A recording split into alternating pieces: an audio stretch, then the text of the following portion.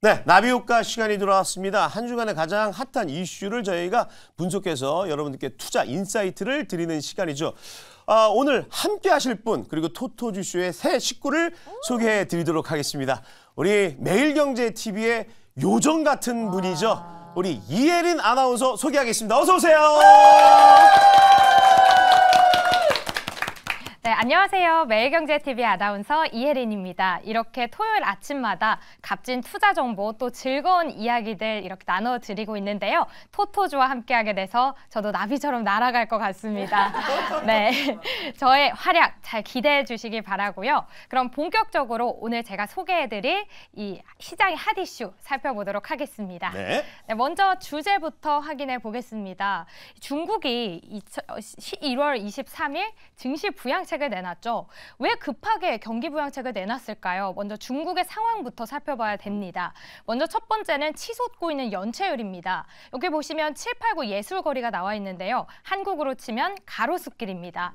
요즘 가보시면 공실이 굉장히 많이 나와 있죠. 그것처럼 여기 거리에서도 매출이 전성기 대비 3분의 1 토막이 났다. 돈을 벌기 힘든 시장이다 라면서 아우성을 치고 있습니다. 지금 은행의 연체율 보시면 2년 가까이, 2년 사이에 절반이 상승을 했습니다. 왜 이렇게 연체율이 올랐을까 생각을 해봐야 되는데 중국 서민 90%가 지금 자가를 가지고 있습니다. 자가를 가지고 있다는 건 돈이 집에 묶여 있다는 거죠. 여기에서 문제는 이 집값이 떨어지는 건 둘째 치고 아예 집이 팔리고 있지 않다는 겁니다. 현금이 없으니까 신용카드를 쓰게 되고 돈을 못 갚고 계속 이렇게 연체율이 쌓이는 거죠. 이제는 서민에 넘어서 은행들도 역마진을 걱정해야 하는 위험 순위에 올라 있습니다. 최근에는 4%까지 수준이 올라오면서 금융권에서 돈을 갚지 못하는 블랙리스트가 늘어나고 있는데요. 무려 854만 명 최고치를 기록했습니다.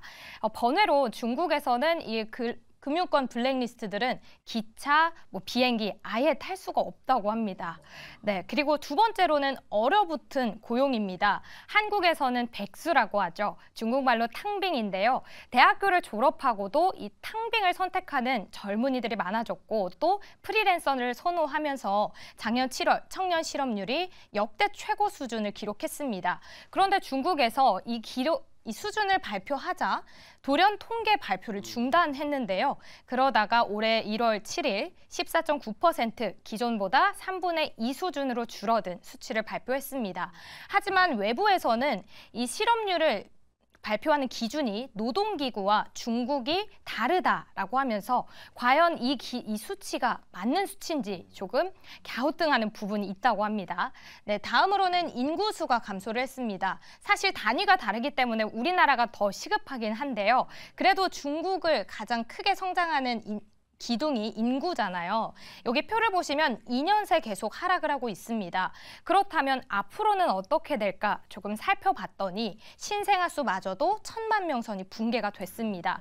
또 재밌는 점이 100년 동안 유지를 해왔던 세계 인구수 1위 타이틀을 인도에게 뺏겼습니다. 잠시 뒤에 더 살펴보고요. 마지막으로는 부동산 침체입니다. 역시 홍콩에서 헝다그룹의 청산 명령을 내린 게 가장 중요하겠죠. 지금 중국에서는 부동산 개발 투자를 9.6% 하락한 수치를 보여주고 있습니다. 이렇게 계속 디폴트가 되면 주택 판매가 부진하게 되겠고 또 집이 팔리지 않으면 시행사들도 또다시 디폴트에 빠지는 계속된 순환이 이뤄지겠죠. 그래서 지금 중국을 어떻게 표현해볼까 했더니 웨비우스의 띠다, 무한 궤도다라고 좀 볼 수 있겠습니다. 자, 그래서 지금 증시 부양책을 내놨는데요. 다음 페이지에서 어떤 걸 내놨는지 살펴보겠습니다. 네, 먼저 일자리 창출하겠다고 나섰고 부동산 개발업체를 지원하겠다고 했는데요. 여기서 원래 투자의 용처는 부동산 관련 투자만이었어요. 그런데 앞으로는 부채 상환에 또 대출금을 내서 그걸 활용해서 갚아라. 그냥 빚내서 빚 갚아라라고 이야기를 하는 겁니다. 과연 이게 얼마나 길게 갈 수 있을지 또 궁금한 부분이고요. 세 번째 가장 중요한 증시 부양책입니다. 하나로 372조 원을 증시에 넣겠다라고 이야기를 했는데 사실 2008년 이 금융위기 때 2배가 하락한 147조 원을 투입을 했었는데요. 지금이 금융위기는 아니잖아요. 그래서 과연 시장 안에서도 이게 합리적인 가격인지 정말 이게 시행될 수 있는지 조금 걱정된다라고 하는 부분이 더 많았습니다. 그리고 또 국가대표 펀드를 조성하기로 했고요. 가장 부랴부랴 지준율을 내리기로 했습니다. 지금까지는 0.25%를 내렸는데 갑자기 0.5%로 확 떨어뜨린 거예요. 여기서 가장 중요한 점은 시기인데요. 이 시기가 중국에서 가장 큰 명절, 춘절을 일주일 앞두고 시행하겠다라고 밝히면서 빠르게 돈을 풀어서 경기를 부양하겠다라는 그런 의미로 보여지는데요. 사실 이 점이 시장에서는 크게 반응을 하진 못했습니다. 그렇다면 중국의 투자금은 어디로 갔을까요? 다음 페이지로 넘어가 보겠습니다. 지금 올 들어만 중국 증시가 10% 넘게 하락을 했었는데요. 월스트리트 저널이 외국인이 한화 약 34조 넘게 중국 주식을 매도하고 있다라고 발표를 했습니다. 그러면서 지금 중국의 대안으로 급부상하고 있는 인도로 몰리고 있는데요. 인도의 니프티 30 지수 또 센섹스 지수가 올 들어 1년 새에만 20% 넘게 급등을 하면서 이렇게 시가총액이 4위로 홍콩을 올라선 모습이죠. 어떤 글로벌 기업들이 생산 기지를 이전했을까 봤더니 먼저 애플이 인도의 첫 애플 스토어를 오픈하면서 아이폰 전체 생산량의 20%를 인도에서 생산하겠다라고 비중을 늘렸고요. 또 마이크론도 지금 반도체 공장을 건설 중이죠. 대규모 자금을 투입하고 있습니다. 아무래도 미국이 중국의 바이오, 반도체 대부분 규제를 하면서 이 리스크를 인도로 좀 우회하는 모습입니다. 두 번째로는 일본 증시의 호황 인데요. 올해 들어서만 9% 상승을 했습니다. 물론 엔저에 따른 외국 자본의 유입도 있었고요. 여기에는 없는데 잠시 이야기를 드리자면 여러분 ISA 계좌 혹시 알고 계세요? 이게 금융상품을 투자할 때 여기 계좌로 투자를 하면 세금을 감면해주는 계좌입니다. 그런데 일본에서는 지금 주식을 팔고 얻은 그 시세 차익에 약 20%의 세금을 매기게 됩니다. 그렇다면 이 계좌가 정말 매력적이겠죠. 그래서 일본은 투자자들을 새로 끌어들이기 위해서 이 ISA 계좌를 비과세 납입 한도를 3배를 늘렸습니다. 실제로 긍정적으로 받아들여지면서 투자금이 많이 쏠렸는데요. 이렇게 일본 도요타의 시가총액이 중국 텐센스 홀딩스를 이기면서 아시아 시가총액 3위로 올라섰습니다. 여기까지 열심히 달렸는데 잠시 한숨을 좀 쉬어볼까 해요. 저희가 아까 그 세계 인구수 1위가 인도에서 뺏겼다라고 이야기를 드렸는데 아시아 부호 순위도 뺏겼습니다. 지금 1위와 3위 모두 인도가 차지했고 4위에서야 홍콩이 올라왔는데요. 중국의 상위 20위에 단 한 명도 올리지 못했고요. 또 홍콩 대별 5곳 중 4곳은 재산이 감소했다고 합니다. 이에 반해서 인도는 톱10 중 4개를 다 차지했다는 점 잠시 살펴봤습니다. 자, 그렇다면 이제 중국에 좀 의존하고 있는 국내 기업들은 어떤 게 있을지 살펴보겠습니다. 네, 먼저 카지노주입니다. 작년 8월 중국인의 한국 단체 관광이 재개됐죠. 사실 중국의 찐 부자들은 카지노로 향한다고 하잖아요. 그런데 관광객 회복세가 부진하면서 표에 보시는 것처럼 관련주들이 52주 신저가를 보였습니다. 증권가에서는 지금 3월 중국의 증시 부양책을 기대해야 한다. 이 의견과 또 주가에 아예 눈높이를 낮춰야 한다는 의견이 부딪히고 있는 상황입니다. 이어서 두 번째는 화장품 그리고 면세주입니다. 마찬가지로 유가가 감소를 했고 또 싼 제품 그리고 자국의 제품을 사용하는 이 거차원 현상이라고 하는데요. 애국 소비주의가 지금 굉장히 커지면서 대장주로 불렸던 LG생건 그리고 아모레퍼시픽이 영업이익이 정말 급감한 모습입니다. 아래는 지금 중국 외에 어떤 사업을 추진하고 있는지 잠시 넣어놨는데요. 참고해 보시면 좋을 것 같습니다. 세 번째는 철강주입니다. 중국 경기에 큰 영향을 받는 업종이죠. 이 중국에서 열연 가격을 인상을 하면 국내도 후행적으로 이 철강사들이 인상을 따라간다고 합니다. 최근에는 이종영 키움증권 애널리스트가 중국 증시 부양책 기대감에 선물 가격도 상승하고 유통 가격도 이 열연을 중심으로 반등을 시도하고 있다라고 이야기를 했습니다. 실제로 1월 말에 가격이 인상 1% 정도 상승을 하면서 관련주들이 최근 강세를 보였었습니다. 마지막으로는 건설 기계주입니다. 기존의 중국 시장의 의존도가 40%까지 치솟았는데요. 사실 중국이 부동산 등 인프라 투자에 굉장히 공을 많이 들였어서 이렇게 투자 확대 수혜 기대감으로 건설 기대주가 업종으로 꼽히고 있습니다. 오늘 이렇게 중국의 전반적인 상황을 살펴봤는데요. 더 자세한 이야기는 이제 질문 통해서 더 꼼꼼히 살펴보겠습니다. 박수 한번 쳐주시죠. 우리 이혜린 아나운서가 첫 방송인데 준비를 많이 해오신 것 같아요. 네. 우리 그 토토지쇼 보시는 분들 중에서도 중국 관련해서 좀 관심 있는 분들도 있는데 네. 오늘 또 어떤 얘기를 나눌지 오늘 또 이화진 과장님이 많이 도움을 좀 주셔야 될 것 같습니다. 예, 질문 한번 해보시죠.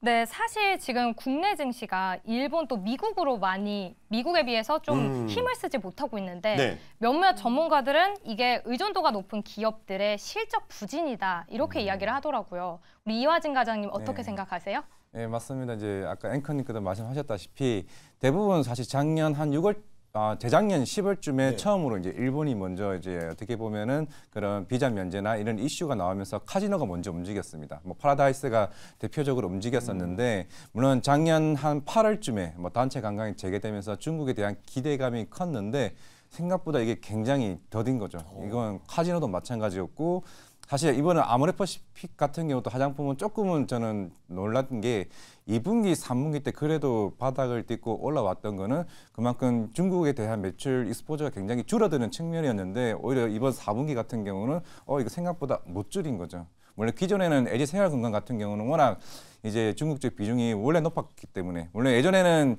아모레퍼시픽이 한 35%, LG생활건강이 한 37%였는데 이거는 아모레퍼시픽은 꽉 줄였는데 이게 LG생활건강은 못 줄였기 때문에 계속 주가가 LG생활건강은 쫙 빠졌고 아모레퍼시픽은 반등을 했던 측면이 있었거든요. 결국에는 그 재고가 계속 꾸준히 좀 많이 남아있다는 측면이 있기 때문에 당분간은 뭐 화장품, 뭐 카지노 이 관련해서는 조금은 계속 지속되지 않을까 생각을 하고 있습니다. 이 중국 쪽 바라보는 기업들이 살짝 많이 힘들었는데 그나마 저 아모레퍼시픽이 괜찮았는데 아모레퍼시픽도 4분기 매출을 봤더니 그닥 고개를 좀 끄덕일 수밖에 없는 거밖에 없기 때문에 네. 중국향 쪽은 아무래도 좀 확인할 것들이 좀 더 많지 않나 이렇게 또 생각이 좀 드네요. 네, 맞습니다. 근데 지금 증시 부양책을 그래서 내놓기는 했는데 네. 아직 그래도 중국 경기가 정말 힘들잖아요. 침체가 계속될 걸로 보여지는데 그 이유는 좀 뭘까요?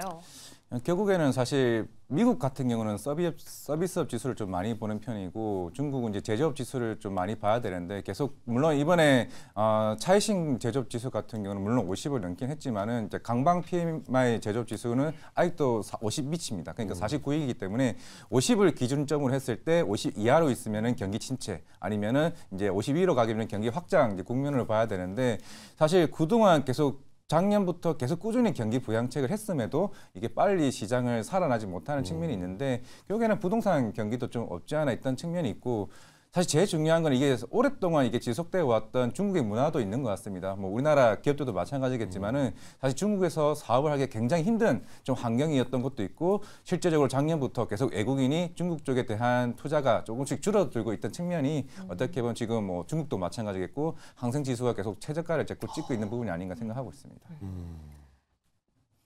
또 편하게 또 질문해 주시면 됩니다. 네, 제가 궁금한 게 참 많습니다. 이번에 황보 네네. MC님께 제가 질문 드리고 싶은데 그래요. 이렇게 증시 안정책을 내놓으면서 관련주들이 좀 꿈틀꿈틀하더라고요. 네. 그러면 저희가 좀 눈여겨볼 만한 신호탄을 쏠 수 있을 그런 업종은 뭐가 있을까요? 근데 저는 사실 이게 원래 그 증시를 바라볼 때 좀 긍정적으로 바라봐야 되는데 네. 저도 이제 이 자리에 있다 보니까 많은 전문가들을 만나면서 얘기를 많이 나누잖아요. 근데 부정적인 의견이 상당히 많아요. 그래서 지금 어떤 섹터가 좋아질 것이다라고 얘기하면서 그쪽을 보시죠라고 얘기를 못 하겠어요. 왜냐하면 너무 좋은 미국 쪽이기 때문에 네. 미국이 좋기 때문에 미국이 그걸 다 대처하기 때문에 굳이 지금 안 좋은 중국을 들어갈 필요 있을까라는 생각이 들어요. 그래서 네. 중국이 그럼 왜 이렇게 힘들까라고 봤더니 저는 그런 것 같아요.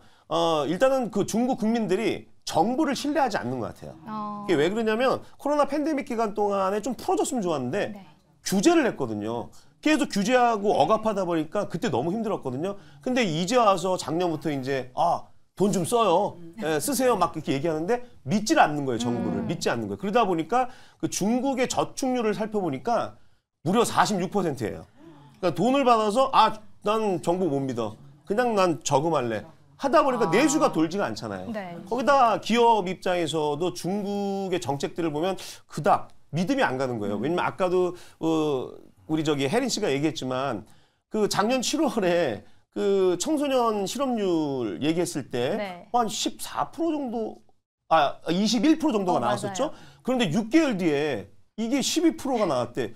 못 믿는 거예요. 6개월 아니 GDP가 5.2% 올라간 건데 알겠어. 그런데 나머지 그 지표를 봤더니 그렇지 않은데 믿질 않는 거예요. 그러니까 외국인 투자자들도 안 들어오고 빼고 있기 때문에 중국 쪽은 올 뭐 다음 달에 있을 양회에 정말 지금보다 더한 정책을 내세우지 않으면은 네. 오히려 투자자들이 접근하지 않을 것 같아요. 지금 정책도 나온 거 보면 증시 부양책이지 전체적인 경제 부양책이 아니거든요. 그러니까 오히려 중국에서 경제 부양책이 나와야 그때 이렇게 눈을 돌아서 이렇게 보지 않을까 싶어요. 그래서 아직은 중국은 조금은 그냥 바라만 보자 이렇게 보는 뷰입니다. 네. 네. 근데 저 그러다면- 여기에 제가 좀 여기서 궁금한 거는 이제 과장님은 어떻게 생각하시는지 궁금해요. 그러니까요. 중국 관련주를 어쨌든 접근하는 사람들이 있을 텐데 좀 참고할 만한 전략이 있으면 좀 알려주시면 좋을 것 같아요. 근데 이게 물론 실적도 실적인데 롯데 관광개발이나 사실 글로벌 텍스프리는 실적은 잘 나올 거예요. 근데 잘 나옴에도 불구하고 주가가 못 오르는 이유는 시장에서 기대한 바가 굉장히 크기 때문에 물론 지금 코로나 이전에 대한 뭐 중국 단체 관광이 국내에 들어오는 사실 회복률이 아직까지는 100%가 안 됩니다. 한 네. 60% 정도? 그 정도밖에 안 되기 때문에 물론 실적은 잘 나오는데 지난주쯤인가요? 증시 안정기금 뭐 관련해서 이슈가 나왔음에도 불구하고 사실 중국 관련주들이 강한 드라이브를 못 거는 이유도 아까 앵커님 말씀하신 것처럼 일단은 실적을 봐야겠다. 좀 더 두고 보자. 뭐 너네 실적 사실 글로벌 텍스프리는 월간 평균 데이터가 나오긴 합니다. 그럼에도 불구하고 계단식으로 올라가고 있는데 근데 중국 오면은 우리가 생각했던 것처럼 이게 아닌데 물론 사실 텍스프리가 세금 이제 판매 관련된 이슈이기 때문에 사실 가장 얘네들이 얼마나 소비하는지 데이터를 참고를 할 수가 있는데 생각보다 아직까지 크지는 않다는 거죠. 그렇기 때문에 말씀대로 조금은 지켜보는 부분이 아닌가라고 생각하고 있습니다. 네, 지금 말씀해 주신 것처럼 두 분 다 약간 좀 중국 증시를 걱정하고 계시는데 그래도 지금 화장품주는 또 다른 그 모습으로 좀 오르고 있잖아요. 그 중에서도 좀 중국 증시에서 우리가 볼만한 업종들 뭐가 있을까요?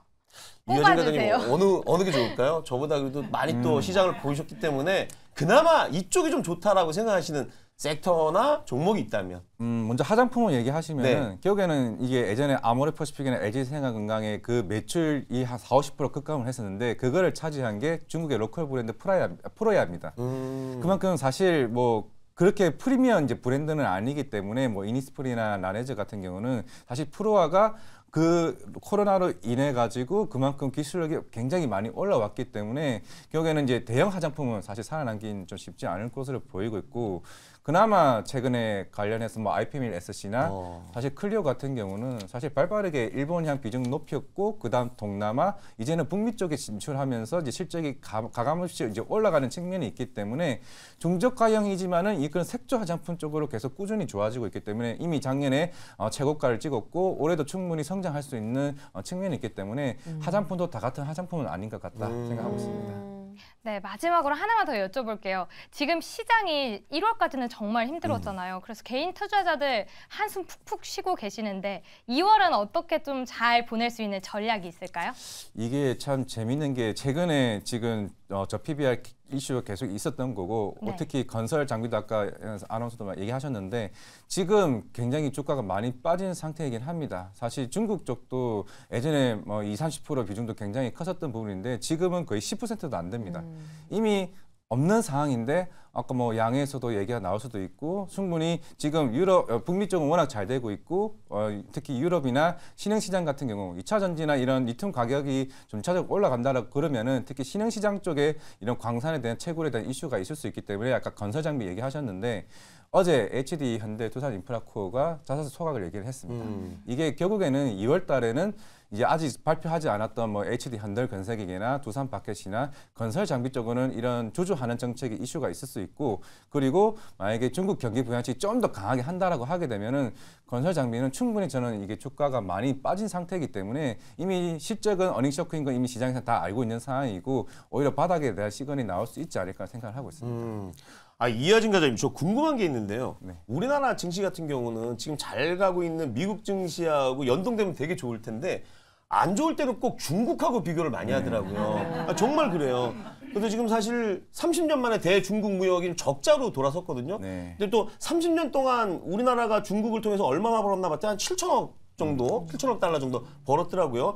자, 그러면 중국을 무시할 수는 없는데 중국이 지금 뭐 별로 지금 상태가 안 좋아요. 네. 이런데도 계속해서 우리가 중국을 바라보고 갈 수 있을까요? 그런 의문점이 좀 들어요. 물론 그 비중 자체는 이제 예전부터 계속 꾸준히 이제 어느 정도 다변화를 좀 시키는 이제 전략으로 가고 있는 것 네. 같습니다. 사실 현대차를 보더라도 물론 인도 쪽의 비중이 굉장히 높아, 아시아 증시 중에서도 굉장히 좀 높은 쪽에 좀 속하는 측면이 있고, 결국에는 이제 반도체가 굉장히 좀 중요할 것으로 네. 보이고 있는데, 결국에는 이게 트럼프가 또 당선이 되게 되면은 이 미중 갈등이 계속 꾸준히 좀 나올 네. 수밖에 없기 때문에, 심지어 어제도 자동차 관련해서도 수입 자동차, 특히 현대차, 기아 우리나라에서 팔려면은 관세 부과해버리겠다 네. 이렇게 해버리면은, 지금 어제 뭐 기아 12% 오르고 이런 상황에서, 물론 연말에 대선이 있기 때문에 결국에는 이게 2차 전지, 전기차 아니면 우리나라 자동차 관련해서도 영향을 미칠 수 있지 않을까? 심지어 반도체까지 영향을 미친다면은 이게 트럼프가 우리 예전에 한번 재임했을 때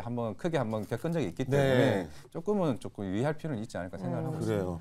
사실 그 경제에도 이제 골든 타임이 있다고 하잖아요. 근데 중국을 바라보는 것 중에 하나가 골든 타임이 있는데 그걸 놓쳤기 때문에 지금 힘들게 가고 있다라는 국면을 지금 취하고 있다 이렇게 보고 있는데, 사실 외환보유국 같은 경우 중국이 지금 1위잖아요. 네. 가장 많이 이 돈을 쓰면 된다라고 하는데 중국 입장에서도 이게 마지막 카드거든요. 이 카드를 썼다가 이게 만약에 회복이 안 되면 진짜 중국은 나락으로 가거든요. 자, 그렇다면 우리 이화진 과장님이 네.